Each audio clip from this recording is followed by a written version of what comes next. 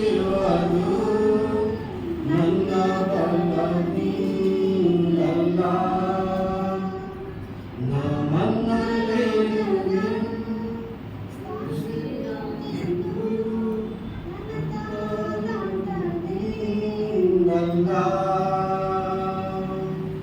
ನನ್ನ ಜೀವನ ಸಾಗುತ್ತಿರುವುದು ನನ್ನ ಬಲದಿಂದಲ್ಲ, ನಮ್ಮನ್ನೆಲ್ಲರಿಗೂ ಉಸಿರಾಡಲು ನನ್ನ ಬಲದಿಂದಲ್ಲ.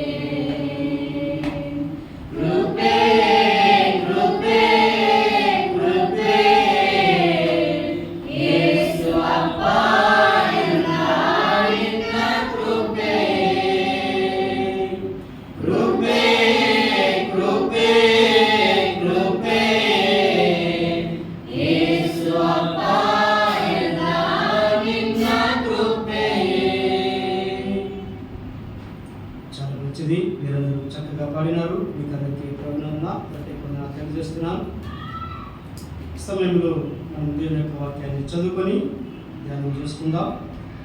అందుకు సహాయకరంగా ప్రసంగి గ్రంథము 10వ అధ్యాయము, ప్రసంగి గ్రంథము 10వ అధ్యాయము ఒక వచనం మాత్రం మనం చదువుకుందాం. ప్రసంగి గ్రంథము 10వ అధ్యాయము ఒకే ఒక వచనం మనం చదువుకుందాం. బుక్కవాని తైలములు చచ్చినీయులు కొడుట వలన కొడుట చేత అది చెడు వాసన కొట్టును, కొంచెము బుద్ధిహీనత త్రాసులో ఉంచినడల జ్ఞానమును ఘనతను ఎటగొట్టును. మరొకసారి మనం చదువుకుందాం. బుక్కవాని తైలములు చచ్చిన ఈగులు కొడుట చేత అది చెడు వాసన కొట్టును, కొంచెము బుద్ధిహీనత త్రాసులో ఉంచినడల జ్ఞానమును ఘనతను ఎటగొట్టును. దేవుడు ఈ వాక్యాన్ని దీవించి దేవుడు మనతో మాట్లాడాలన్న చిన్న ప్రార్థన చేసుకుందాం. మహాపరిశుద్ధుడైన తండ్రి, జీవాధిపతి మా దేవ, మీకే స్తుతులు స్తోత్రాలు చెల్లిస్తున్నాం. ఇంతవరకు ఆరాధనలో మీరు తోడుగున్నారు. నీవే మా ప్రధాన యాజకుడవని, నీవే మా మధ్యవర్తివని, నీవే మా కొరకు బలైన దేవుడని, నీవే మా విమోచకుడవని, నీవే మా పాపాలు పరిహారించిన దేవుడని, మమ్మల్ని రక్షించిన దేవుడని నేను జ్ఞాపకం చేసుకుంటూ నేను స్తుతిస్తూ నీ బలలో పాల్పొందే భాగ్యము అల్పుడమైన మాకు మీరు మాకు అనుగ్రహించినందుకు దేవా నీకే స్తుతి స్తోత్రాలు చెల్లిస్తున్నాం. దేవా మా దీన సంఘాన్ని మీరు దీవించి ఆశీర్వదిస్తూ నడిపిస్తున్నందుకు నీకు స్తోత్రాలు. సంఘంలో ఉన్న ప్రతి కుటుంబాన్ని మీరు జ్ఞాపకం చేసుకోండి, కాపాడండి, భద్రపరచండి. రాలేని ప్రియులను దయతో కనికరించండి. మరొకసారి రాగనట్టుగా సహాయం చేయండి. చిన్న సంఘం ద్వారా మీరు ప్రేమించి జరిగిస్తున్న మీ పరిచయాలంతను బట్టి నీకే స్తుతి స్తోత్రాలు చెల్లిస్తున్నాం. చిన్న పరిచయాలను దీవించండి, మీరు మాకు పొందండి. ఈ సమయంలో నీ యొక్క వాక్యపక్షంగా నిలబడి నేను ఎందుకు పనికిరాని వాడిని తండ్రి, నన్ను మరుగుపరచండి, నా ఆలోచనలు మరుగుపరచండి, నా మాటలు మరుగుపరచండి. మీ ఆలోచనలే, మీ తలంపులే, మీ మాటలే మీరు అందించండి. మాతో మాట్లాడండి, మమ్మల్ని ఆదరించండి, మమ్మల్ని బలపరచండి, మమ్మల్ని హెచ్చరించండి, మమ్మల్ని మీ కొరకు నిలుపుదురని నమ్ముచూ స్తుతిస్తూ వాక్యమైన యేసుక్రీస్తు నామములో స్తుతించి ప్రార్థించి వేడుకుంటున్నాం తండ్రి, ఆమేన్. ప్రియమైన దేవుని బిడ్డలారా, చదువుకున్న వాక్య భాగాన్ని మనం ఎరుగుదము. ఆయా స్థలాల్లో ఆ రీతులుగా మనం విని ఉంటాం. ఈ సందర్భంగా మరి చదువుకున్న వాక్య భాగంలో కూడా గత దినాల్లో క్లుప్తంగా మరి మనము ధ్యానం చేసుకుని ముగించుకున్నాం. ఏదైనటికి మనం దేవుడి మందిరంలో ఎలా ఉండాలి, దేవుడు మనను తన మందిరంలో ఎందుకు ఉంచాలనే సత్యాన్ని ధ్యానం చేస్తూ ముందుకు వెళుతున్నాం. అవును పిల్లరా, నిజంగా జీవంగల దేవుని సంఘంలో జనులు ఎలాగో ప్రవర్తించవలనో అది నీకు తెలియనని పౌలు తిమోతికి రాస్తూ తెలియజేసినటువంటి మాటలు ఎంతో అమూల్యమైనవి, ఎంతో అద్భుతమైనటువంటి మాటలు తెలియజేశారు. ప్రియమైన దేవులారా, జీవగల దేవుని సంఘములో మనము కూడా అంగాలుగా అవయవాలుగా ఉంటున్నాం. మనము చేతికి గాయమందనుకో శరీరమంతయు బాధపడుతుంది. కాబట్టి సంఘములో మనము ఒక అవయవాలు, మనకు బాధ అయితే మన దేవుని కూడా బాధ అవుతుందనే సత్యాన్ని మనం గుర్తెరిగి మనము దేవుని యొక్క పరిచర్యలు ప్రభు మందిరంలో ఎడతెక్క మనం సాగుదాం. మరి వీళ్ళరా, మంచిది చదువుకున్న వాక్య భాగంలో నుండి కొన్ని మాటలు మనం జ్ఞాపకం చేసుకుందాం. అక్కడ ఏముందంటే, బుక్కవాని తైలంలో చచ్చిన ఈగలు పడటం వలన అది చెడు వాసన కొట్టును అని మనం చూస్తున్నాం. ఉదయకాలంలో దేవుని సన్నిధిలో మనం ఉంటున్న మనము, లేదా దేవుని మందిరంలో ఉంటున్న మనము ఎలాంటి వారిగా ఉన్నాం, ఎలాంటి వారిగా ప్రభు మందిరంలో మనం ఉన్నాం అనేది మన గమనానికి మనం తీసుకుందాం. ఇక్కడ చచ్చిన ఈగలు పరుడు చేత అది చెడు వాసన కొట్టును. ఏ వాసనమా? చెడు వాసన. మరి అలాగనే ఎఫెసీ పత్రిక మరి 5వ అధ్యాయానికి వెళ్ళినట్లయితే మొదటి 2 వచనాలు మనం చూసినట్లయితే మనకందరికి తెలుసు ఆ వాక్య భాగాలు. కావున మీరు ప్రియులైన పిల్లల వలె దేవుని పోలి నడుచుకుని అని మనం చూస్తున్నాం కదా. అంటే ఒక మాట అంటాడు, ఏమంటాడంటే, క్రీస్తు మిమ్మల్ని ప్రేమించి పరిమళ వాసనగా ఉండటకు అనే మాట మనం చూస్తున్నాం. ఏ వాసనమా? పరిమళ వాసన. ప్రసంగి గ్రంథంలో 10వ అధ్యాయంలో చెడు వాసన, ఎఫెసీ పత్రిక 5వ అధ్యాయం 2వ వచనంలో పరిమళ వాసన. ప్రియులారా, ఈ 2 వాసనలు మీ ముందు పెట్టామనుకో, ఏ వాసన మనం పీల్చుకుంటాం? పరిమళ వాసన పీల్చుకుంటాం. ఎందుకు? పరిమళ వాసన అది మనకెంతో ఆనందాన్ని ఇస్తుంది, అది ఆరోగ్యానికి ఇస్తుంది. చెడు వాసన మనం పీల్చుకున్నామనుకో మనకు అనారోగ్యానికి గురి చేస్తుంది. అంతేకాదు మరి మనకెంతో బాధ కూడా కలుగజేస్తుంది. ప్రియమైన దేవులారా, మరి దేవుని మందిరంలో ఉన్న మనము ఏ వాసనగా మనం ఉన్నాం అనేది మన గమనంలో మనం ఉంచుకుందాం.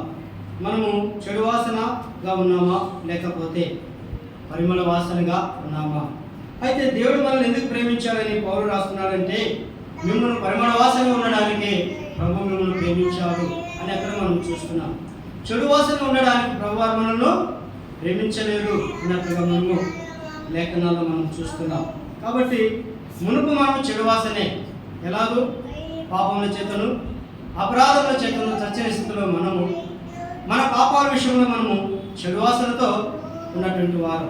ఇలాంటి చెడు వాసనతో ఉన్న మనులను, దుర్వాసనతో ఉన్న మనులను పరిమళ వాసనగా మార్చడానికి ఆ ప్రభువారే మన కొరకు పరిహారం చెల్లించడానికి పట్టబడి ఆయన గాయపరచబడి రక్తము చిందించిన ప్రభుగా, ఆయన గాయాల్లో నుండి మన స్వస్థత, ఆయన కాచిన రక్తంలో నుండి మనకు విడుదల, ఆయన మరణించి తిరిగి లేచడం ద్వారా మనం మరణం నుండి తప్పించబడి నిత్య జీవానికి వారసులమయ్యా మనం చూస్తున్నాం. అంటే ప్రభు గారి యొక్క ఉద్దేశం ఏమిటంటే, మీరు చెడు వాసన కొడుతూ ఉండటం నాకు ఇష్టం లేదు, మీరు పరిమళ వాసనగా మీరు ఉండాలని ప్రభువారు కోరుతున్నట్లుగా పౌలు ఎఫెసీ సంఘానికి తెలియజేస్తున్నారు. మంచిది. లేఖనాలు మనం చూసినట్లయితే ఎంతోమంది మునుపు చెడు వాసన కొట్టారు, తర్వాత వాళ్ళు మంచి వాసనగా, మరి మంచి పరిమళ వాసన గారు ప్రభు కొరకు జీవించినట్లుగా మనం చూస్తున్నాం కదా. మరి మనం ఎప్పుడూ జ్ఞాపకం చేసుకుంటాం కదా, యోహాను సువార్త 4వ అధ్యాయంలో ఒక స్త్రీ ఉన్నది కదా, సమర స్త్రీ అని మనం చూస్తున్నాం.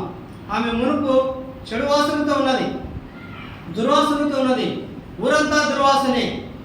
ఆమె వాసన భరించలేక అందరూ ఆమెను చూసి మకం తిప్పుకుని వెళ్ళేవారిగా మనం చూస్తున్నాం. అయితే ఒక రోజున ప్రభువారు ఆమెను దర్శించగా, ఆమెతో మాట్లాడగా ఆమెలో ఉన్న దుర్వాసన వెళ్ళిపోయింది. ఆమె సమాధాన పడింది, ఆమె నెమ్మది పొందింది. ఆ బావి యొద్దనే కుండను విడిచి ఊరిలోకి వెళ్ళి అనే మాట మనం చూస్తున్నాం. వీలైతే మరి కాల సమయంలో మీరు చదువుకోండి. ఆ సమయంలో వచ్చి అనేకులు, ఎంతమంది అంట, ఒకరు కాదు ఇద్దరు కాదు, అనేకులు వచ్చి ప్రభువులను విశ్వసించినట్లుగా మనం చూస్తున్నాం. కాబట్టి అనేకులు ప్రభువులోనికి విశ్వాస కారకులు అవ్వడానికి మనమే కారకులన్న సత్యాన్ని జ్ఞాపకం చేసుకుని, చెడిపోయిన ఆమె, చెడు వాసనతో ఉన్న ఆమె, ప్రభు ఆమెను మంచి వాసనను మార్చగా ఆమెలో మనం మరి ఆ దుర్వాసనను తొలగించి పరిమళ వాసనగా ఆమెను గ్రామంలో ఉంచినట్లుగా మనం చూస్తున్నాం. అలాగే మనం చూసినట్లయితే లేఖనాల్లో మరెందరో మనకు కనబడుతున్నారు. అయితే ప్రేమనులారా, మరి ఒక్కసారి మన జీవితాల్లో మనం కూడా మరి ఎలాంటి వాసన కలిగి మనము ఈ లోకంలో మనం ఉన్నాం. ఒకవేళ మంచి వాసన కలిగి ఉంటే ప్రభువుకు మనం స్తోత్రం. ఒకవేళ చెడు వాసన ఉన్నట్లయితే అది దేవునికి మహిమ లేదు, మనకు కూడా మరి మంచిది కాదనే సత్యాన్ని మనం జ్ఞాపకం చేసుకున్నాం. మంచిది. ఉదయకాలంలో ప్రభు సంఘంలో మనము మరి చాలామంది మరి ఆత్మ ప్రేరేపణ ముందుకు చూపిస్తున్నది కానీ అని చెప్పుకుంటూ వెళితే మనకు సమయం చాలదు. కానీ మరి క్లుప్తంగా మనము ఒకరు లేక ఇద్దరిని జ్ఞాపకం చేసుకుని మనం ముందుకు వెళదాం. మరి లూకాసు వార్త 10వ అధ్యాయానికి వెళ్ళినట్లయితే అక్కడ మనకందరికీ తెలుసు, తప్పిపోయిన గొర్రె, తప్పిపోయిన నాణ్యము కదా, తప్పిపోయిన కుమారుడు. కాబట్టి ఆ తప్పిపోయిన కుమారుడు తండ్రి ఇంటికి రాగా తండ్రి ఎంతో సంతోషపడుతూ తన కుమారుని భుజం మీద పడి ముద్ద పెట్టుకొని, ఆ కుమారుడు తండ్రి విడిచి ఎంతో దూరమైంది కదా, ఎన్నో దినాలైంది. కుమారుడు పందులకు మరి పందుల మధ్య నివాసం చేస్తూ ఎంత దుర్వాసనతో ఉన్నాడో తెలియదు. కానీ మొత్తానికి తండ్రి ఆ కుమారుని యొక్క దుర్వాసన చూడలేదు. కానీ తన కుమారుడు తన ఇంటికి రావడం చూసి ఎంతో సంతోషభరితుడై పనివారికి చెప్తున్నాడు, ఇదిగో నా కుమారుడు వచ్చాడు, వీరికి వస్త్రాలు మార్చండి, ప్రశస్త వస్త్రాలు ఇవ్వండి, వీరికి బంగారం తొలగించండి, వీరి కాళ్ళకు చెప్పులు ఇవ్వండి. అంటే కుమారుడు తండ్రి ఇంటి నుండి దూరమై ఎంత దరిద్ర స్థితిలో దిగజారి తండ్రి ఇంటిని జ్ఞాపకం చేసుకుని వచ్చాడో ఆ భాగాలు మనం మెరుగుదు. అయితే వానికి బుద్ధి వచ్చినప్పుడు అనే మాట మనం చూస్తున్నాం కదా. అయితే ఆ కుమారుడు తండ్రి నుండి దూరమై తండ్రి దగ్గరకు వచ్చినప్పుడు తండ్రి ఎంతో సంతోషపడి మరి వస్త్రాలు మార్చి, చెప్పులు మార్చి, అన్నీ నూతనమైనవి ఇచ్చి క్రీస్తుతో ఒక మాట అంటాడు, మీరు క్రొవ్విన దూడను వధించండి, మనమందరం తిని సంతోషపడి. ఏమంటున్నాడు? మీరు క్రొవ్విన దూడను వధించండి, మనము తిని సంతోషపడదాం, ఈ నా కుమారుడు తిరిగి నైతకు వచ్చాడు అని ఆ యొక్క తండ్రి సంతోషపడుతూ తెలియజేశాడు. అయితే మరొక కుమారుడు ఇంట్లో ఉన్నాడు కదా. ఆ సన్నివేశం అంతా మనం మెరుగుదుము. ఆ ఇంటి ముందు ఆ యొక్క సంతోష శబ్దాలు, ఆనంద గానాలు వింటున్నటువంటి ఆ యొక్క మరొక కుమారుడు ఇంటి దగ్గరికి రాగానే ఆ యొక్క కుమారుడు అడుగుతున్నాడు, ఏమిటి ఈ ఆనందాలు, ఏంటి శబ్దాలు అని అడుగుతున్నప్పుడు, నీ తమ్ముడు నాడే తప్పిపోయి తిరిగి ఇంటికి వచ్చాడు, నీ తండ్రి సంతోషంతో మరి విందు చేస్తున్నాడు, క్రొవ్విన దూడను వధిస్తున్నాడని ఆ యొక్క వారు చెప్పినప్పుడు ఆ యొక్క కుమారుడు తండ్రి దగ్గరకు వచ్చి మరి ఎన్నో మాటలు తెలియజేస్తూ అంటున్నాడు. ఏమంటున్నాడంటే, నేను ఇన్ని ఏళ్ళు నీతో ఉంటేనే నువ్వు నా కొరకు ఒక్క రోజైనా ఏమన్నాడు, ఒక మేక పిల్లనైనా ఇవ్వలేదు. చూడండి, ఈ యొక్క కుమారుడు తండ్రి ఇంటిలోనే ఉన్నాడు. తండ్రికి ఘనత తెవసంతగా ఘనత తెరేని స్థితిలో కుమారుడుగా ఉన్నట్టుగా మనం చూస్తున్నాం. తండ్రి ఇంటిలోనే ఉన్నాడు, తండ్రిని సంతోషపరచలేనటువంటి కుమారుడుగా మనం చూస్తున్నాం. ఏమంటున్నాడు? నన్ను ఇన్నోండి నీ దగ్గర ఇంటిలోనే ఉన్నానే, నేను నమ్మకంగా ఉన్నానే, అయితే నేను సంతోషించడానికి నాకు ఒక మేక పిల్లని ఏమేది? కుమారుడు అడిగేదేమి? మేక పిల్ల. తండ్రి ఇచ్చేదేమి? క్రొవ్విన దూడ. ప్రియమైనది ఉన్నారా? తండ్రి ఇచ్చేది క్రొవ్విన దూడ, శ్రేష్టమైనది. కుమారుడు అడిగేది బలహీనమైనది, బొక్క చిక్కినది. కాబట్టి ప్రియమైనది, మనము మన తండ్రి ఇంటిలో ఉన్నాం. మన తండ్రిని ఏ రీతిలో మనం సంతోషపడుతున్నాం? తండ్రిని ఇంటిలో ఉన్న మనము ఏ రూపంలో తండ్రికి దుర్వాసన తెస్తున్నాం? తండ్రి ఇంటిలో ఉన్న మనం ఈ రూపంలో ప్రేమల వాసనగా ప్రభు కొరకు మనం చూస్తున్నాం. సంఘమైన ఇంటిలో మరి ఏ కుమారుడుగా మనం ఉన్నాం? తప్పిపోయిన కుమారుడు, ఆ చిన్న కుమారుడు కొంతకాలం ఇంటి నుండి దూరమయ్యగా తండ్రికి దుఃఖం కలిగజేశాడు. అయితే అతడు తిరిగి రాగా మళ్ళీ యథాస్థితి ఆనందాన్ని తండ్రి పొందుకున్నాడు. అయితే ఇంటిలోనే పెద్ద కుమారుడు ఇంటిలోనే ఉంటూ ఇంటికే బొక్కలు పెట్టినట్లుగా, తండ్రి ఇంటికే గాయాలు, తండ్రి ఇంటికే దుఃఖం. ఎంత విచారకరం ప్రేమనురా. ఆ విషయంలో ఆ యొక్క పెద్ద కుమారుడు లేదా ఆ యొక్క అన్నగారు, ఒరే నా తమ్ముడు ఎక్కడున్నావు, ఇన్ని రోజులు కనిపించలేదు, మేము నీ గురించి ఇంట్లో ఎంతో దుఃఖ వేదనతో ఉన్నాం, ఇంటికి వచ్చావురా, చాలా సంతోషం, మనమేరా, మన తండ్రింటిలో మనం ఉన్నావురా, ఎందుకరా నువ్వు అక్కడ బయటికి వెళ్ళిపోయావు అని ఆదరించి ఓదార్చి ధైర్యపరచాల్సినటువంటి ఈ అన్నగారు దుఃఖపడుతున్నారు, మేలును చూసి దుఃఖపడుతున్నారు, సంతోషాన్ని చూసి దుఃఖపడుతున్నారు, తండ్రిని కూడా దుఃఖపరుస్తున్నారు. ఎంత విచారకరం. అయితే ప్రేమ గల తండ్రి ఒక మాట అంటాడు, కుమారుడా నీవెల్లప్పుడు నువ్వు నాతో కూడా ఉన్నావు. 31 వచనంలో తండ్రి గారు అంటున్నాడు, ఎంత ప్రేమను చూపుతున్నాడో చూడండి. కుమారుడా నీవెల్లప్పుడు నాతో కూడా ఉన్నావు, నవన్నీయు నీవి. ఏమంటున్నాడు? నవన్నీయు నీవి. ఎంత అద్భుతమైన మాట.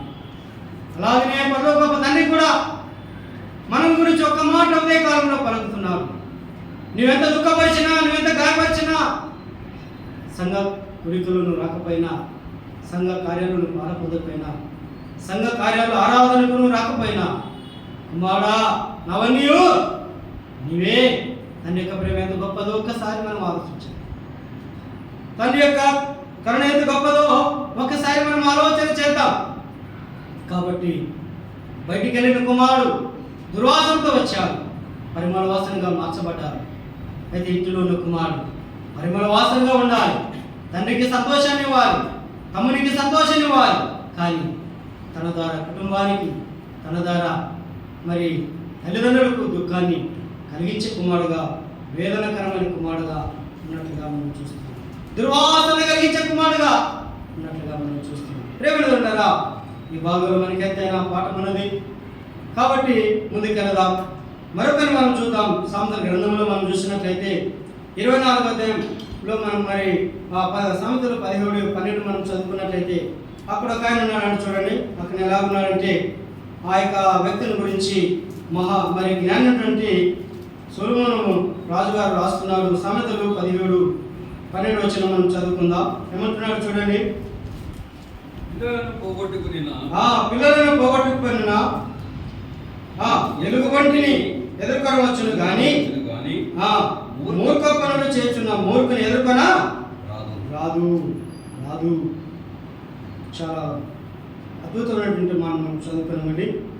పిల్లలను పోగొట్టుకున్న ఎలుగుబంటిని ఎదుర్కొనవచ్చును కానీ, ఒక్కసారి మనం ఆలోచించేద్దాం.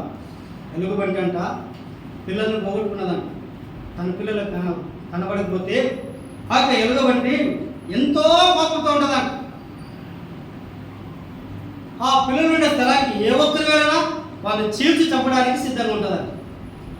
అలాగూ ఎలుగుబంటి మరి ఆ ఎలుగుబంటిని ఎదుర్కోవడం కన్నా ఆ ఎలుగుబంటిని ఎదుర్కోవచ్చు కానీ మూర్ఖ పనులు చేస్తున్న మూర్ఖుని ఎదుర్కొన రాదు. చూడండి, మహాజ్ఞానటువంటి సొలొమోను భక్తుడు రాజుగారు రాస్తున్నాడు, పిల్లలను పోగొట్టుకుని ఎలుగుబంటిని ఎదుర్కొనవచ్చు కానీ మూర్ఖ పనులు చేసిన మూర్ఖుని. అదే మరి ప్రసంగి గ్రంథంలో ఒక మాట ఉంది, చచ్చిన సింహం కంటే బ్రతికిన కుక్క మేలుందండి. చూడండి, ఎన్నో అద్భుతమైన మాటలు ఉన్నాయి మన ఆత్మీయ జీవితానికి మరి చక్కపరిచే మాటలు. చూడండి ప్రేరా, ఈ యొక్క మూర్ఖులు అనే మాట మనం చూస్తున్నాం, మూర్ఖ పనులు అని మనం చూస్తున్నాం. ప్రేమలు ఉన్నారా? మన జీవితంలో మనం కూడా కొన్నిసార్లు నా మట్టుకోవచ్చు, కొన్నిసార్లు తెలిసే తెలియక మూర్ఖంగా ప్రవర్తించవచ్చు. మూర్ఖపు వాసన మనలో ఉండకూడదు. మరి అదే సామెతల గ్రంథంలో మనం చూస్తున్నట్లయితే బుద్ధిహీనత అని మనం చూస్తున్నాం. అదే సామెతల గ్రంథంలో మనం చూసినట్లయితే భక్తిహీనత అని మనం చూస్తున్నాం. భక్తిహీనత వాసన, మూర్ఖపు వాసన, బుద్ధిహీనత వాసన, మొండితనమైన వాసన, ఇవి మనలో ఉండకూడదు. మార్పు చెందాలి. మీరు మార్పు చెంది బిడ్డలు వంటి వారైతే కానీ అనే మాట మనం చూస్తాం. మీరు మారు మనసు తగిన ఫలము ఫలించుడి అని మనం చూస్తాం. మనం ఎవరి కుమారులు? పరలోక కుమారులు. మనం పరలోక తండ్రి కుమారులు. మనం పరలోకపు దేవాది దేవుని పిల్లలము. కాబట్టి మనము మూర్ఖపుగా మనము దుర్వాసన ఉండకూడదు. మొండితనమైన దుర్వాసన కదా, ఇంకా మోసగించడమైన దుర్వాసన, భక్తిహీనత దుర్వాసన, ఈ దుర్వాసనను మనము తొలగించుకోవాలి. వీటి నుండి మనము విముక్తి పొందాలి. ప్రేమించుకుంటారా, ఒకసారి దావీదు మహారాజు దగ్గరికి ఒక ఆయన వచ్చున్నాడు. నీవే ఆ దుర్వాసన కొడుతున్నాడంటే వెంటనే దావీదు మహారాజు ఏమన్నాడు? పశ్చాత్తాపం, అయ్యో దేవా పాపిని, నన్ను క్షమించు, నన్ను కడుగుము, నన్ను శుద్ధీకరించుము, నన్ను హిసోపుతో కడుగుము, నాకు నూతన మనసు దయచేయము. చూడండి ఎంత పిల్లరా, మరి పశ్చాత్తాపం ఎంత పరిమళ వాసన. కాబట్టి పిల్లరా, పేతురు కూడా మరి ముమ్మారును అబద్ధం ఆడుతున్నప్పుడు, అలాగ అబద్ధం ఆడినప్పుడు, అతని యొక్క మాటలు అతనికి కోడి విసినప్పుడు బయటపడినప్పుడు, అతని యొక్క చెడు వాసన అతనికి బయటపడినప్పుడు అతను వెలుపలికి వెళ్ళి సంతాపపడి ఏడ్చినట్లుగా మనం చూడండి. ఆ యొక్క మూర్ఖపు మరి అవివేకంతో మాట్లాడుతున్నప్పుడు, నేను ఎరగనే, ఆయన ఎవరో నాకు తెలియదే అని మాట్లాడుతున్నప్పుడు ఆ యొక్క దుర్వాసన అతను నుండి వచ్చినప్పుడు వెంటనే వెలుపల వెళ్ళి పశ్చాత్తాపడి ఏడ్చున్నట్లుగా మనం చూస్తున్నాం. అయితే పిల్లరా, ఇలాంటి వారి మధ్య మనం ఉండగా, ఇలాంటి వారు మధ్య మనం ఎలా ఉండాలంటే, మరి లేఖనాలు మనం చూస్తున్నాం. కీర్తనలు మరి 34 వచనంలో మనం చూస్తున్నట్లయితే ఒక మాట రాయబడింది. 37 మొదటిలో ఉందంటే, నువ్వు దుర్జనులను చూసి వ్యసనపడకము, దుర్మార్గులను చూసి నువ్వు మత్సరపడకము అనే మాటలు ఉన్నాయి. కాబట్టి ఇలాంటి వారి మధ్య మనం ఉండగా మనం దుర్వాసన ఇచ్చేవారుగా మనం ఉండకూడదు. మంచి వాసన కలిగి ప్రభు కొరకు ఉండాలని ప్రభు మనల్ని ప్రేమించారు. పరిమళ వాసన ఉండడానికే ఆయన మనల్ని ప్రేమించారు అనే సత్యాన్ని మనం మెరిగి ప్రభువు మనము ముందుకు సాగుదాం. కాబట్టి ప్రేమికులారా, మన జీవితాల్లో మనము చెడు వాసన కొట్టే వారికి ఉండకూడదు, కానీ ఎలాంటి వాసన ఇవ్వాలి? పరిమళ వాసనగా మనం ఉండాలని మనం చూస్తున్నాం. అలాగే ప్రేరణ మరొకరిని పౌలు జత పని వారిలో ఉన్నటువంటి ఒకరిని మనం జ్ఞాపకం చేసుకుందాం. ఆయన ఎలా ఉన్నాడంటే, ఫిలిప్పీయులకు రాసిన పత్రికలో మనం చూసినట్లయితే ఆ యొక్క వ్యక్తి ఎంత పరిచారకుడు, ఎంత మరి ప్రయాసపడిన వాడు మనం చూస్తున్నాం. చూడండి, ఫిలిప్పీయులకు రాసిన పత్రిక 4వ అధ్యాయము లో 3వ అధ్యాయానికి వద్దాం. 3వ అధ్యాయంలో దయచేసి క్షమించండి, 2వ అధ్యాయంలో మనము చదువుతున్నామండి. 2వ అధ్యాయంలో అతని గురించినటువంటి మాటలు భక్తుడైన పౌలు చాలా గంభీరంగా తెలియజేస్తున్నాడు. 25వ వచనం, 2వ అధ్యాయం 20వ వచనం, మరియు నా సహోదరుడును ఏమంటున్నాడండి? జత పనివాడును, యోధుడును, మీ దూతయు, అవసరమునకు ఉపయోగించువాడునైనా ఎపఫ్రోదితు. పౌలు జతపని వారిలో చాలా మంది ఉన్నారు. ఆ జతపని వారిలో ఒకరి గురించి మనం విన్నాం. ఆయన కూడా ఒక ఆయన మనకు కనబడతాడు కదా, ఎవరైనా? తిమోతిని మనం చూస్తున్నాం. తిమోతి గురించి ఇప్పుడు వద్దులే కానీ, అయితే ఇక్కడ పౌలు జతపని వారిలో ఎపఫ్రోదితు ఉన్నట్లుగా మనం చూస్తున్నాం. అతని గురించిన మంచి మాటలు భక్తుడైన పౌలు పలుకుతున్నట్లుగా మనం చూస్తున్నాం. ఏమంటున్నాడు? నా సహోదరుడు. ఏమంటున్నాడనా? నా సహోదరుడు అంటే నాకు చాలా మంచివాడు, నాకు మేలు చేయవాడు, నన్ను ప్రేమించేవాడు, నన్ను గనపరిచేవాడు, నాకు మంచి శ్వాసన లాంటి వాడు అని అర్థం. నా సహోదరుడు. పౌలు పెద్దవాడా? ఎపఫ్రోదితు పెద్దవాడా? మన భాషలోకి వస్తే పౌలు చిన్నవాడు, ఎపఫ్రోదితే పెద్దవాడు. ఈనాటి ఆత్మీయుల మధ్య అలాంటి ఆత్మీయత జ్ఞానం ఉన్నది. ఎపఫ్రోదితు పరిచారకుడు, జతపనివాడు. పౌలు ఆత్మీయ తండ్రి.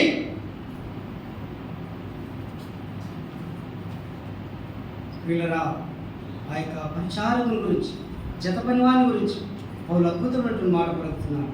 నా సహోదరుడు, నా జతపనివాడు. ఇంకేమంటున్నాడు? నా యోధుడు. యోధుడంటే నాకు తెలిసినంత వరకు నేను నా గ్రామం చెప్తున్నాను. యోధుడంటే కురుభుజము లాంటి వాడు అని అర్థం, లేదా సైనికుడు లాంటి వాడు.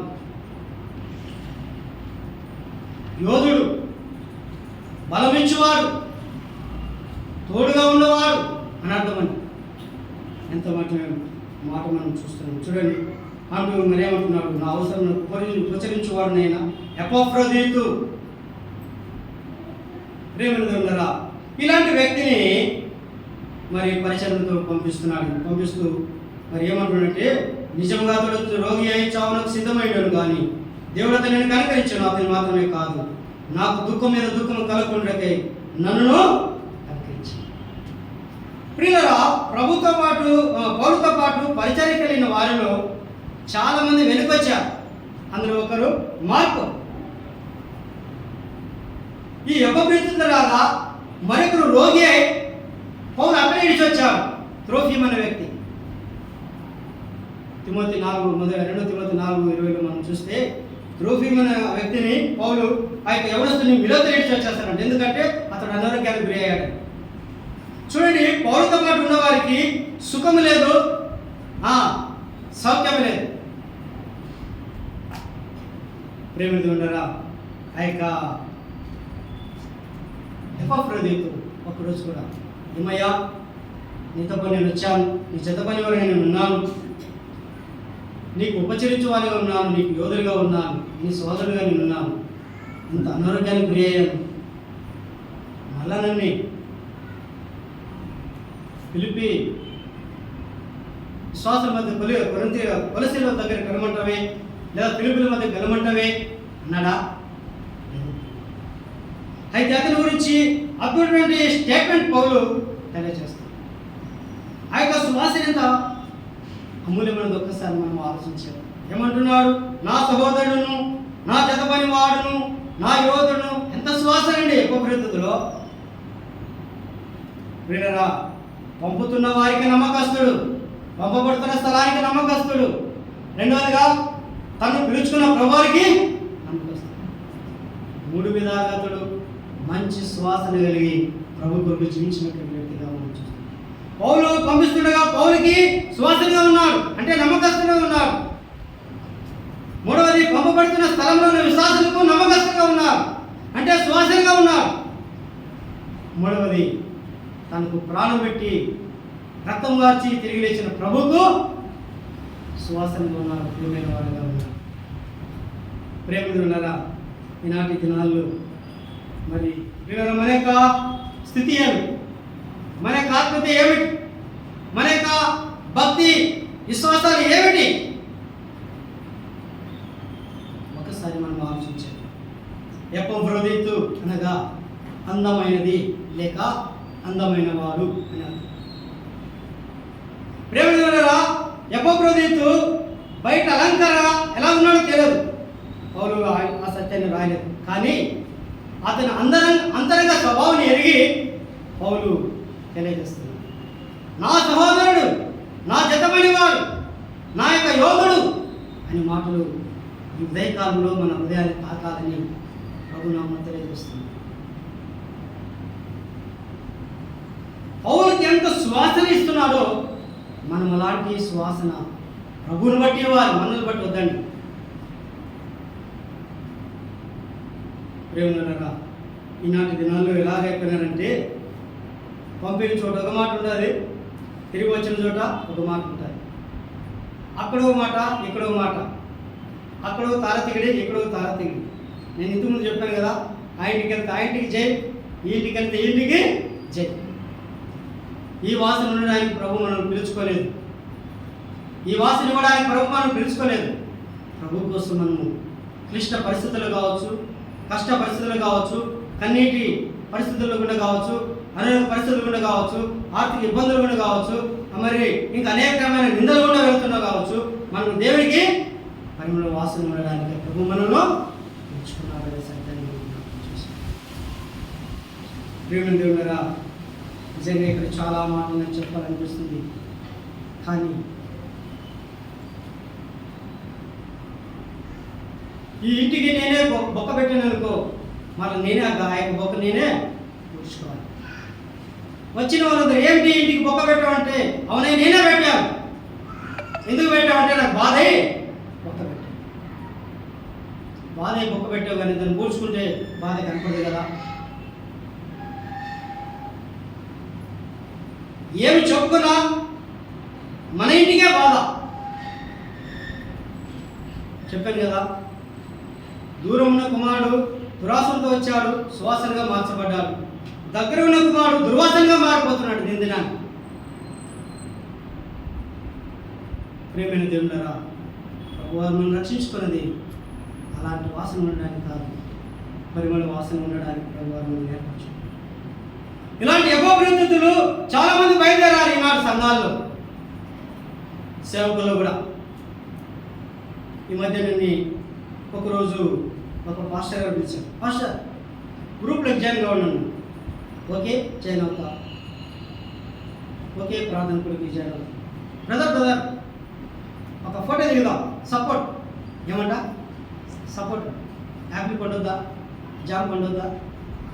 వాళ్ళు అంటారు సపోర్ట్ బ్రదర్, సపోర్ట్ కావాలి కదా. సరే ఫోటో దిగా.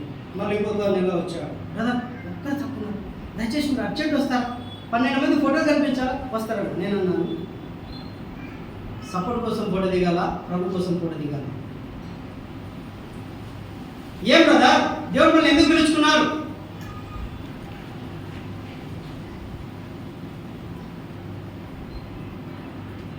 ఆయన సపోర్ట్ చేస్తే అన్ని సపోర్ట్లు సక్సెస్ అవుతాయి, ఆయన సపోర్ట్ చేయకపోతే అన్ని సక్సెస్లు వేలైపోతాయి.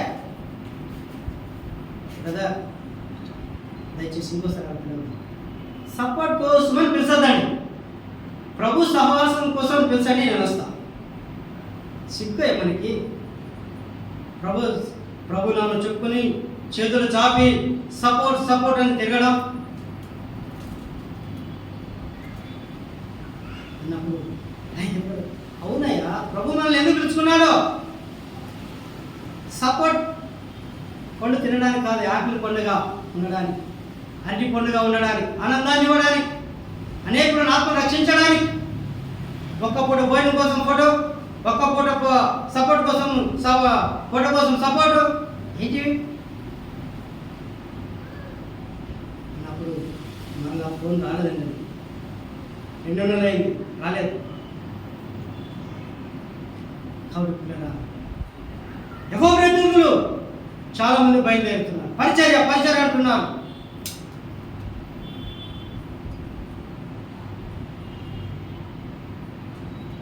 సంఘాల్లో నిజమైన అభివృద్ధులు ఉంటే పరిచర్య అభివృద్ధి అవుతుంది, సంఘాల్లో ఉన్న ఆత్మలు బలపడతాయి, విశ్వాసులు క్షేమం పొందుతారు.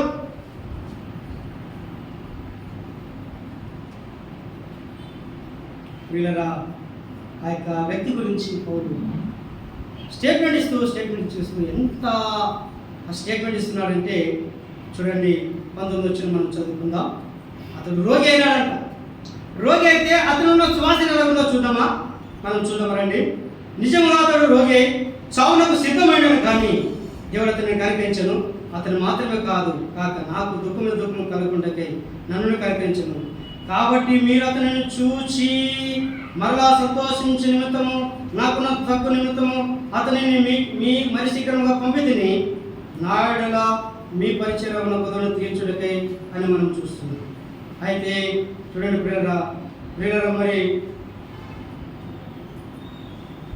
26వ వచనంలో ఆ యొక్క ఎపోక్రతి ఏమంటున్నాడు చూడండి. ఆ పౌలు రాస్తున్నాడు, ఏమంటున్నాడు? అతడు రోగి ఆయనని మీరు వింటారు కనుక అతడు మిమ్మును అందరినీ చూడ మిగల అపేక్ష గలవాడై విచారపరచు.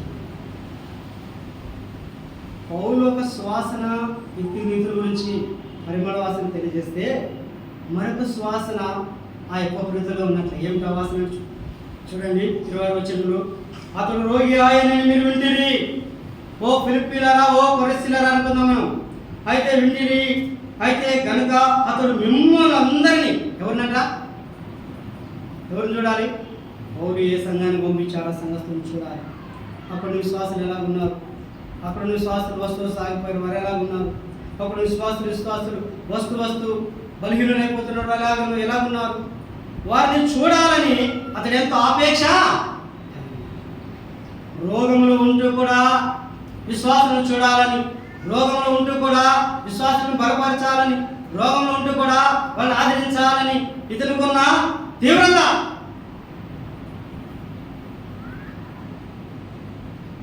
ఎంత సువాసన ఒక్కసారి ఆలోచించాలి. అందుకే పౌలు అంటున్నాడు, నా సహోదరుడును, నా జతపనివాడును, నా యోధుడును, నా అవసరమునకు ఉపచరించువాడని ఊరికి అనలేదు పౌలు. ఇతరుల తీవ్రత ఏమిటంటే మన ఆత్మీయ తండ్రి పంపించాలి అక్కడికి. అక్కడ ఆత్మీయులు మనము బలపరచాలి, ఆదరించాలి. అక్కడ ఆత్మీయులు మనము బలహీనపరచకూడదు అనేదే ఎప్పటి యొక్క ఉద్దేశం. అతని యొక్క వాసన అదే. ప్రేమదేవులారా, మనమైతే చిన్న జ్వరం వచ్చిందంటే ఆరాధనకి ఆగిపోతాం, చిన్న సమస్య వచ్చిందంటే ఆరాధనకి ఆగిపోతాం. అయితే ఎప్పుడు తను రోగి అయినా కూడా మనం ఎప్పుడు వెళ్ళి చూస్తాను, మనం వారికి ఎప్పుడు వెళ్ళి ప్రార్థన చేస్తాను, వారికి మరి ఎప్పుడు వెళ్ళి వాక్యం చెప్తాను అనేటువంటి తీవ్రత కలిగినటువంటి ఎప్పటి తన్ని తెలియజేస్తూ అతను మిమ్మల్ని అందరినీ చూడాలని ఆపేక్ష కలిగి ఇంకేమట విచారపడుతున్నాడంటే బాధలో ఉన్నాడు. అయితే మరొక బాధ కలిగి శారీరకమైన బాధలో ఉన్నప్పటికీ అతను ఆత్మీయ బాధ మరికొగా ఉన్నట్లుగా మనం చూస్తాం. కాబట్టి ప్రేమగా ఈనాడు ఎపఫ్రోదితులు, ఇలాంటి ఎపఫ్రోదితులు అంటే ఎంత సంఘాలకు మేలు, ఇలాంటి ఎపఫ్రోదితులు అంటే సంఘానికి ఎంత దీవెనకరం.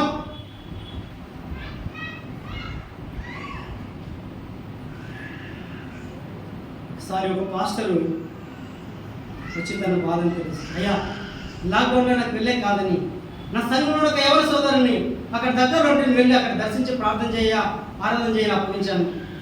తర్వాత అంతా ఆయన ఆక్రమించుకున్నాడయ్యా. నన్ను వెళితే నాకెవరు ప్రైజ్లాలు చెప్పలేరు, వందనాలు చెప్పలేరయ్యా.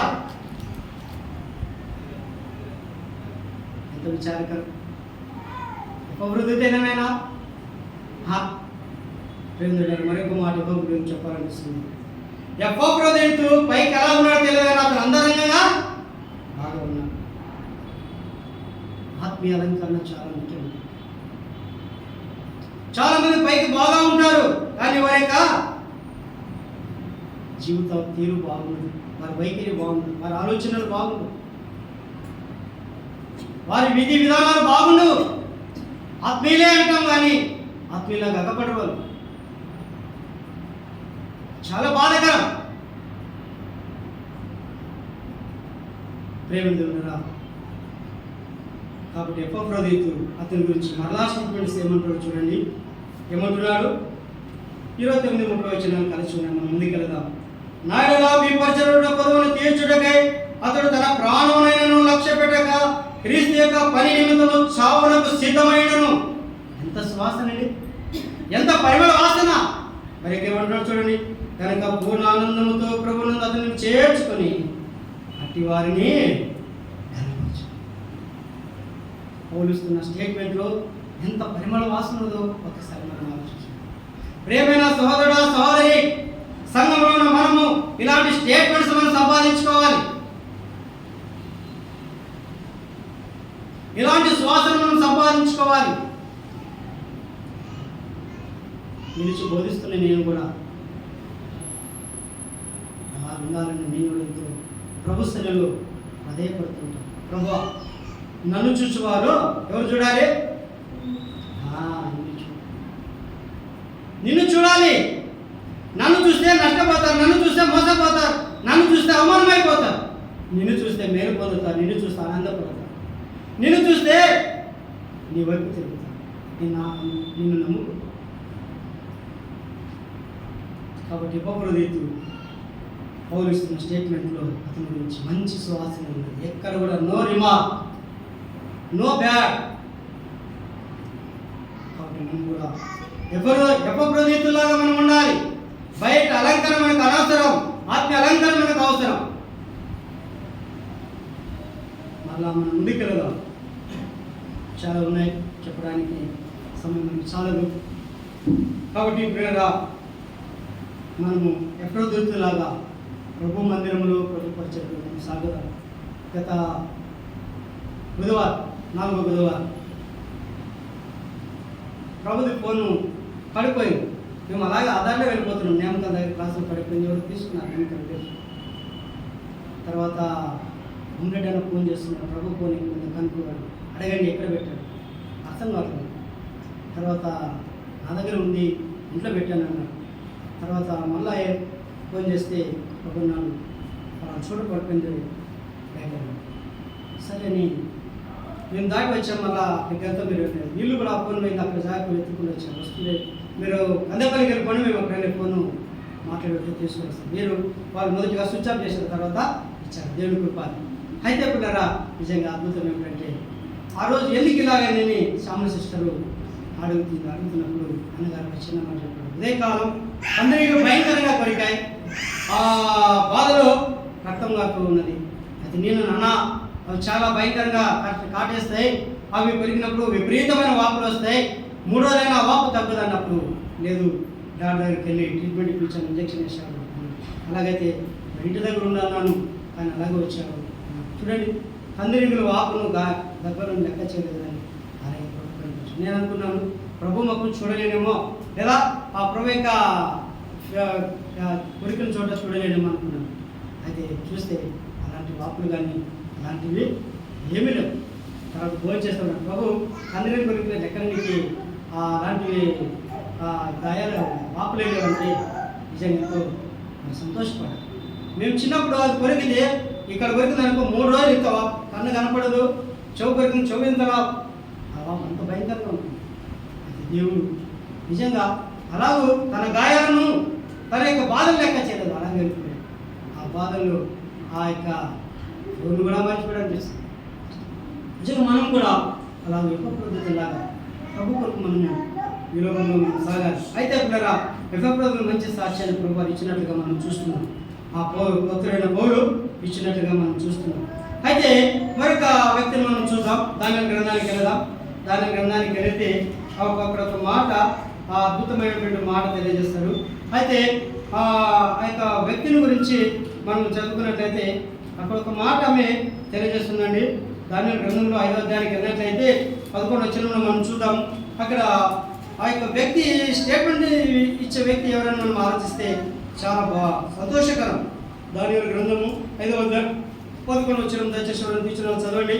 నీ రాజ్యంలో ఒక మనుషుడు, ఒక మాట, నీ రాజ్యంలో ఒక మనుషుడు ఉన్నాడు, అతడు పరిశుద్ధ దేవతల ఆత్మ కలవాడు. అతడు పరిశుద్ధ దేవతల ఆత్మ కలవాడు. అమ్మా జాగ్రత్తగా, నీ రాజ్యంలో ఒక మనుషుడు ఉన్నాడు, అతడు పరిశుద్ధ దేవతల ఆత్మ కలవాడు. ఇంకేమంటుందమే, ఇంకేమంటుంది? అతడు నీ తండ్రి కాలములో అతడు దైవ జ్ఞానం వంటి జ్ఞానము పొందిన బుద్ధియు తెలివియు గలవాడు. నీ తండ్రి కనుగొనెను కనుక నీ తండ్రి అయిన రాజగు నెబుకద్నెజరు చక్రగాండ్రులను ఆడ విద్య గలవారని కల్దీయులను జ్యోతిష్యులను పై అధిపతులుగా నియమించాను. ఇక్కడ మనం చూస్తున్నాము, దాని గురించి మనం అందరం ఎరుగుదాము. అయితే అతని గురించినటువంటి మంచి పరిమళ వాసన ఒకరిస్తున్నారు. ఎవరో ఇచ్చామే చదువుకుందాం, అదే వచ్చిందని 11 వచ్చినాం కదా. ఈ రాజ్యంలో ఒక మనుషుడు ఉన్నాడు, ఎవరితో చెప్తుంది? రాజైనా బెల్షస్సరుతో చెప్తుంది. ఎవరామే? నెబుకద్నెజరు వాడు, లేదంటే రాజైన బెల్షస్సరు యొక్క భార్య అని అనుకుందాం. ఒక ఇల్లాలు, ఒక ఇంటి యజమానురాలు ఏమంటుంది? నీ రాజ్యంలో ఒక మనుషుడు ఉన్నాడు, అతడు పరిశుద్ధ దేవతల ఆత్మ గలవాడు. నీ తండ్రి కాలంలో అతడు దైవ జ్ఞానం వంటి గలవాడు ఎవరునూ లేరు. నీ తండ్రి కాలంలో భక్తి గలవాడు, నీ తండ్రి కాలంలో దైవ భక్తి గలవాడు, నీ తండ్రి జ్ఞానంలో ఆత్మ జ్ఞానం గలవాడు, దేవదూతల ఆత్మ కలిగినటువంటి వాడు. అయితే ఇప్పుడు కూడా అలాంటి ఆత్మని, అలాంటి భక్తిని, అలాంటి విశ్వాసాన్ని, అలాంటి ఆత్మీయతని, అలాంటి దైవభక్తిని కలిగి ఉన్న ఒక మనుషుడు ఉన్నాడయ్యా. ఓ నా యజమానుడా, నా భర్త అని ఆ యొక్క రాజుగారికి చెప్తుంది. రాణినే ఆ యొక్క రాజుగారికి చెప్తున్నట్టు, నీ రాజ్యంలో ఒక మనుషుడు ఉన్నాడనే మాట చాలా అద్భుతమైనటువంటి మాట. నెబుకద్నెజరు కాలములో ఏ భక్తి ఉన్నదో, ఏ విశ్వాసం ఉన్నదో, ఏ ప్రార్థన జీవితం ఉన్నదో, ఏ ఆత్మీయత ఉన్నదో రాజైన బెల్షస్సరు కాలంలో కూడా రాజ్యంలో రాజులు మార్చబడినా అతని యొక్క ఆత్మీయ జీవితం, అతని యొక్క విశ్వాస జీవితం, అతని ప్రార్థన జీవితం, అతని నీతి జీవితం, అతనికి యథార్థ జీవితం, అతని యొక్క భక్తి జీవితము మారలేనట్టుగా మనం చూస్తాం. అదే ప్రశ్న మనకేస్తే ఏమో ఒకప్పుడు బాగా ప్రార్థనకు వచ్చేవాడు, ఇప్పుడు ఏం రాదు. ఏమో ఒకప్పుడు బాగా ఆత్మీయంగా గుడికలో పాల్గొని ఇప్పుడు ఎందుకు రావట్లేదు? నీ తండ్రి కాలంలో ఏ ఆత్మీయత కలిగి ఉన్నాడో ఇప్పుడు కూడా అలాంటి ఆత్మీయత కలిగి ఉన్నాడు. ఏ ఒక మనుషుడు ఉన్నాడు, అతడే దానియేలు అని ఒక ఇల్లాలు, ఒక రాణిగారు సాక్ష్యం ఇస్తున్నారు. మన గురించి అలాంటి సాక్ష్యం ఉన్నదా? మన గురించి అలాంటి సువాసన ఉన్నదా? మన గురించి అలాంటి ఆత్మీయ జీవితం ఉన్నదా? ఒకప్పుడు బాగా ఉండేవాళ్ళు, ఇప్పుడు ఏమైపోయాము?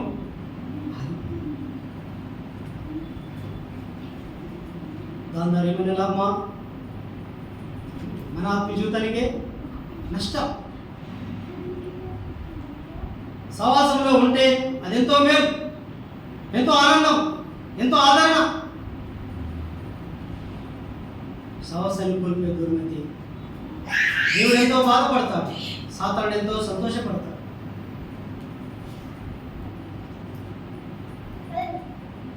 అడ్డంకులు వస్తాయి, వాటిని మనము పక్కన పెట్టి ప్రభు సన్నిధికి రావాలి.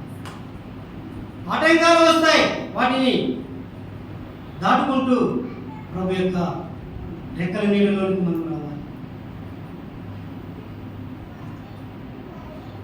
అవే కారణంగా అడ్డం పెట్టుకొని అన్నిటికీ వాటికే మనము ఫాస్టింగ్ చేస్తూ ఉంటే ఎవరి మిస్టేక్ అండి?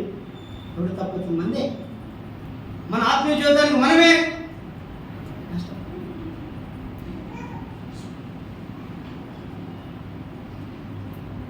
కాబట్టి దానియేలు నెప్పుందరి రోజు కాలంలో ఎలాంటి శ్వాసన ఇచ్చాడు, పరిమళ వాసన ఇచ్చాడు.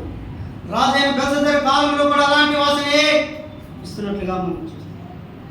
ఆ యొక్క సత్యాన్ని ఎవరు గ్రహించారు? ఒక రాణిగారు లేదా ఒక ఇల్లాలు. ఇంట్లో ఉన్నాము, బయట రాజ్యం గురించి ఆమెకి ఏమి తెలియదు. కానీ ఒకటి తెలుసు, బబులోను దేశంలో నుండి 4 బానిసలు తేబడ్డారు. వారిలో ప్రజ్ఞుడు, జ్ఞానం కలిగిన వ్యక్తి దానియేలు ఉన్నాడు. ఇతడు కళలను మర్మాలను తెలియపరిచే వ్యక్తి ఉన్నాడు. దైవ జ్ఞానం అంటే జ్ఞానం గలవాడు, దేవతల ఆత్మ కలిగినటువంటి పరిశుద్ధ దేవతల ఆత్మ కలిగేవాడు ఒక మనుషుడు ఉన్నాడు మా రాజ్యంలో. అలాంటి పరిమళ వాసనలు కూడా మన ఆత్మీయ జీవితానికి అడ్డంకులు ఎన్నో వస్తాయి. ఆర్థిక ఇబ్బందులు కావచ్చు, అనారోగ్య పరిస్థితులు కావచ్చు, శోధనలు కావచ్చు, నిందలు కావచ్చు, అవమానాలు కావచ్చు, ఇంకేవో వస్తాయి. అన్నిటిని మనం జయించి వచ్చినప్పుడే ప్రభు సంతోషపడేది. బలా నమ్మకమైన మంచి దాసుడు అనేది, బలా నమ్మకమైన నా ప్రియకుమారుడు అనేది. కాబట్టి ఈ యొక్క దానియేలు పరాయి దేశంలో ఉంటూ ఎలాంటి సువాసన కలిగి ఉన్నాడమ్మా? మంచి వాసన, దేవుని కొరకు మంచి వాసన, దేవుని కొరకు మంచి జీవితం. ప్రేమను దేవుడారా మన జీవితాల్లో అటువంటి ఆత్మీయ జీవితాన్ని మనం అలవర్చుకున్నాం.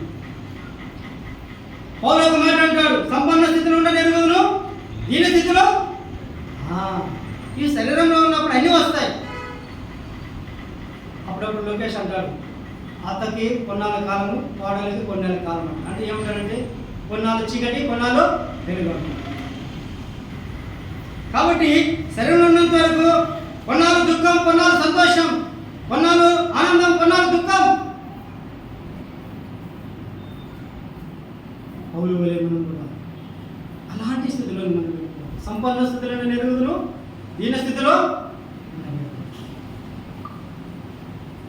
మన ఆత్మీయ జీవితం ఎంతో విలువైనది. ప్రభు రక్తం వార్చగా మనం కడగబడ్డాం, ప్రభు రక్తం చేత మనం కొనబడ్డాం. సంఘము తను ప్రేమించిన సంఘంలో మనం అవయవాలుగా చేశాం. చెయ్యికి గాయమైతే నేను శరీరం సంతోషపడదు, అందరము బాధపడతాం. సంఘం మీకోసం ప్రార్థిస్తుంది. సంఘం రాలేని ప్రియుల కొరకు కన్నీటితో ప్రార్థిస్తుంది.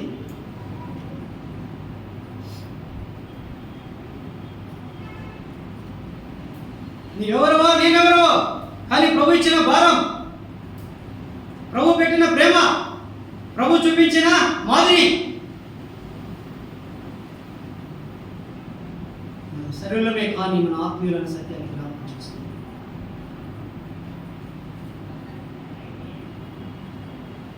ప్రభు కొరకు మనం జీవించాలి.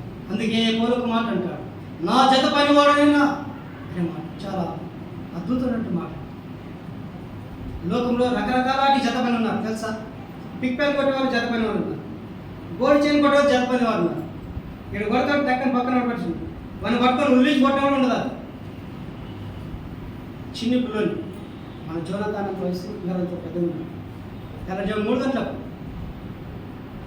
ఆయన డబ్బులు లోపల పెట్టుకొని పడుతున్నాడు, పండుకొని బాగా పడుతున్నాడు. తెల్లజాము 4 గంటలకల్లా ఆ లోపల పండుగల వ్యక్తి జీవనం నుండి చిన్న పిల్లవాడు తీసుకుంటాడు. కొడుతున్నా నేను అడిగాను, ఎందుకయ్యా ఆ చిన్న పిల్లని అలా కొడుతున్నా అంటే, అయ్యాయా వీడు చేసిన మోసం పని తెలుసా? ఏం చేశాడు, ఎందుకంత కాలు చేతులు కట్టేసి కొడుతున్నాడు అంటే, నా జోబులో డబ్బులు ఉన్నాయి, ఎవరు ఎత్తుకొని పోకూడదని బాగా పడి అనుకున్నాను. నాకు తెలియకుండా నా డబ్బులన్నీ తీసి పక్క వారికి ఇచ్చేసి, ఆ వ్యక్తి ఇక్కడ కనపడట్లేదు, తీసింది వీడే. వయసు ఎంత? మొహం అంటే 8-12.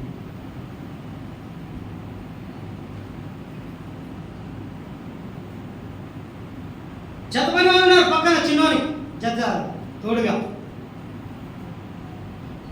ఇంకా చాలా ఉన్నారు చెప్పడానికి, చాలా బాధాకరం. కాబట్టి మనం ఎవరి జత పని వారమండి? దేవుని జత పని వారని సత్యాన్ని కదా. కాబట్టి దానియేలు గురించి ఒక స్టేట్మెంట్ ఇచ్చింది, ఈ రాజ్యంలో ఒక మనుషుడు ఉన్నాడు, అతడు పరిశుద్ధ దేవతల ఆత్మ గలవాడు. మన భక్తి ఏమిటి? మన ఆత్మీయత ఏమిటి? ఒకప్పుడు బాగా ప్రార్థన చేసుకునే వాళ్ళం, ఒకప్పుడు బాగా శ్వాసంలో సాగేవాళ్ళం. నేను ఒక్క మాట మిమ్మల్ని అడుగుతాను, అన్నగారు చెప్పినా, బ్రదర్ లోకేష్ చెప్పినా, ఎవరు చెప్పినా, ఎవరి కోసం అడుగుతాం? ఎవరి కోసం చెప్తాం? బైబిల్ స్టడీకి రండి, కుడికలకు రండి, ప్రార్థనకి రండి, ఆరాధనకి రండి, ఎవరి కోసం అడుగుతాం?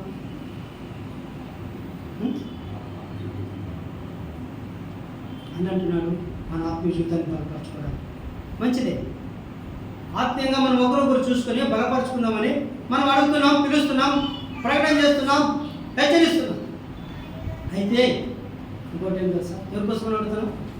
మన దేవుని కోసం మనం అడుగుతున్నాం. మన దేవుని కోసం మనం అడుగుతున్నాం. మనము చిన్న మందిగా ఉన్నాం, చిన్న సంఘంలో ఉన్నాం, మనం జత పని వారిగా సాగుదాం, మనం సహవాసంలో సాగుదాం రండి అని కోరుకుంటారు.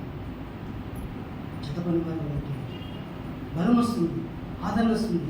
ఒకరినొకరు ఆదరించుకుంటాం, ఒకరినొకరు హెచ్చరించుకుంటాం, ఒకరినొకరు పురుకొల్పుకుంటాం. నువ్వు ఒక్కడే ఉంటే నువ్వు ఆలోచించి చింతించి కృంగిపోతావు, ఆత్మీయ స్థితి నుండి దిగజారిపోతావు.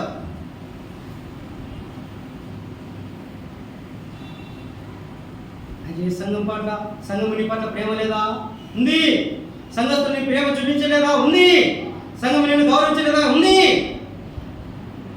అయితే మనం సంఘంగా దేవుని కొరకు మనం చేయాలి. మన కోసం మనం వద్దు, దేవుని కోసం మనము కాబట్టి అలాంటి పరిమళ వాసన ఉండడానికి ప్రభు మనం పిలిచాడు కదా. కీర్తనలో 133 వచనంలో ఏముంది? సహోదరుల ఐక్యత దగ్గర నివసించుట ఎంత మేలు, ఎంత మనోహరం అంట. ఏమంట? మనోహరం అంట. కాబట్టి మనము ఐక్యత కలిగి ఉన్నప్పుడే మనోహరం, సువాసన, మంచి వాసన వస్తుంది. కాబట్టి ఈ లోకంలో మనం కూడా అలాంటి పరిమళ వాసన ఉండడానికి ప్రభువారు మనం ప్రేమించాం. అయితే అప్పుడు మన ప్రభు యేసుక్రీస్తుని మనం చూసినట్లయితే ముగించేస్తాము. మరి ఆయన శిలువ మీద ఉన్నప్పుడు తనను కొట్టి గాయపరిచి శిలువ వేసి వేలాడదీసినప్పుడు కూడా ఈరోజు తన పగను, తన కోపాన్ని ప్రదర్శించింది. ఎలాంటి సువాసన వెదజల్లాలో తెలుసా? తండ్రి, వీరేమి చేస్తున్నారు, వీరెరుగురు కనుక వీరిని సువాసన అండి ప్రభువారు. ఎంత సువాసన, ఎంత పరిమళ వాసన! ప్రభువారి యొక్క ప్రార్థనలు, ప్రభువారి యొక్క ప్రేమల యొక్క పరిమళ వాసన.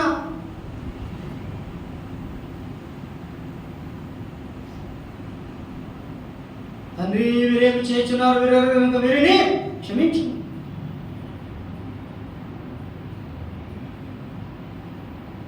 ఆయన ఎక్కడ వెళ్ళినా పరిమళ వాసన వెదజల్లాడు, కానీ ఎక్కడ దుర్వాసన.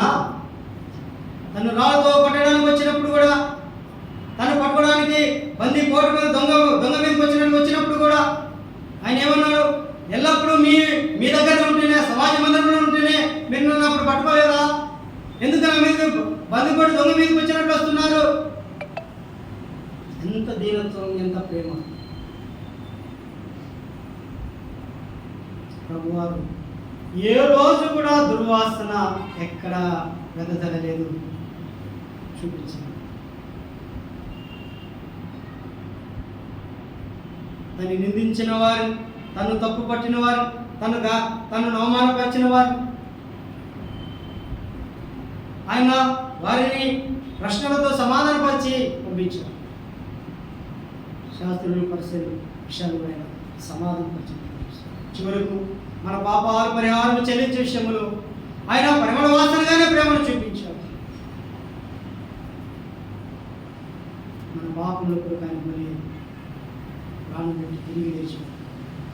కాబట్టి ఆయన అంటున్నాడు, కావున మీరు ప్రియులైన పిల్లల వలె, ఏ పిల్లలమా, ఏ పిల్లలయ్యా మనము, ప్రియులైన పిల్లల వలె దేవుని పని నడవండి. అప్పుడే మనం పరిమళ వాసన ఇచ్చాం. పేరుకేమో ప్రియమైన పిల్లలం, తర్వాత నడిచేదేమో సాతాను రూపాలతో నడిచే దేవుని పిల్లలు ఎలా ప్రభుత్వ ప్రియమైన పిల్లలుగా ఎలా మార్చబడతాం? ఒకసారి మనం ఆలోచించాం. మన జీవితంలో మనం కూడా ప్రతి విషయంలో మన పరిమళ వాసన వెదజల్లే వారిగా ఉన్నారు. భక్తి విషయంలో కావచ్చు, ప్రేమ విషయంలో కావచ్చు, కార్యాల విషయంలో కావచ్చు, మనం ప్రభు కొరకు ప్రేమను వెదజల్లే వారిగా మనం ఉండాలి. పరిమళ వాసనగా మనం ఉండాలి. పరిమళ వాసన ఉండడానికే ప్రభు మనం ప్రేమించాలి. దుర్వాసన ఉండడానికి ఆయన మనం ప్రేమించలేదు. కాబట్టి ఉదయకాలంలో దేవుని సందేశాన్ని ఉంటుంది. మనం చచ్చిన ఈగలు ముక్కవాని తేలంలో పడుకోవాలన్నా అది చెడు వాసన కొట్టును. క్రీస్తు మిమ్మల్ని ప్రేమించి పరిమళ వాసన ఉండడానికి ఆయన తాను బలిగా అర్పించుకున్నాడు. ప్రేమ దేవులరా, మనం ఎలాంటి వాసన ఇస్తున్నాం, ఎలాంటి వాసన కలిగి ముందుకు సాగదు. అయితే మన జీవితాల్లో మనం క్రీస్తు వలె పరిమళ వాసన చేద్దాం, క్రీస్తు వలె ప్రేమను పంచుదాం, క్రీస్తు వలె ప్రేమను పిల్లలుగా ప్రభు కొరకు బ్రతుకుదాం. ఎప్పటితో ప్రభు పరిచయం ఎలాగున్నాడు, దానియాలు పరాదేశంలో ఎలాగున్నారు మనం చూసాం. ఇంకా చాలామంది ఉన్నారు. అయితే ఇంతటితో సమయం అయిపోతుంది కాబట్టి ముందుకెళ్దాం. మనము పరిమళ వాసన ఉండడానికే ప్రభువారు మనం ప్రేమించాడు. పరిమళ వాసన ఉండడానికి ఆయన మన కొరకు బలి రక్తం గార్చాడని సత్యాన్ని ఎరిగి ఈ లోకంలో మనము ప్రతి విషయంలో శరీరంలో ఉన్నాం కాబట్టి ఆయా సందర్భాల్లో సరే బలిని బట్టి మనము దుర్వాసన ఉండొచ్చు. కానీ అయితే ప్రభు స్థానంలో మనం ప్రార్థించి శరీరాన్ని మన యొక్క ఆత్మీయ జీవితాన్ని చక్కపరచుకొని ప్రభు కొరకు మన పరిమళ వాసన ఉంటూ ప్రభు పిల్లలుగా ఈ లోకంలో బ్రతుకుతూ ఆయన ఇచ్చే రాజ్యంలో ఆయన పిల్లలుగా మనం చేరి ఆయన స్వాస్థ్యంగా ఆయన రాజ్యంలో మనం ఉందాం. అట్టి భాగ్యాన్ని దేవుడు మనకు దయచేయండి. దేవుడు కొద్ది మాటలు దీవించుకుందాం. ప్రార్థన చేసుకుందాం. మన దేవుడు ప్రసాదంగా ప్రార్థన చేస్తాం.